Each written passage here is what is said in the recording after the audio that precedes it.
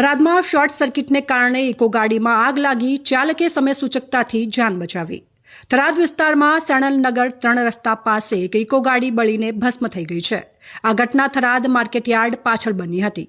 પ્રાથમિક અનુમાન મુજબ ગાડીમાં શોર્ટ સર્કિટને કારણે આગ લાગી હતી। આગ લાગતા જ ગાડીના ચાલક હડિયલ ગજાભાઈ ખગાભાઈએ સમય સૂચકતા વાપરીને ગાડી મૂકી બહાર નીકળી ગયા હતા। આ સમય સૂચકતાને કારણે કોઈ જાનહાનિ થઈ ન હતી। આ ઘટનાની જાણ થતાં થરાદ ફાયર ટીમ તુરંત ઘટના સ્થળે પહોંચી હતી।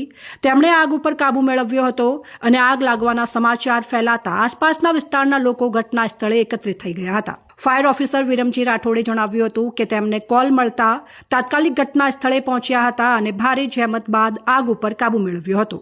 આગને કારણે ઇકો ગાડી સંપૂર્ણપણે બળીને ખાક થઈ ગઈ હતી।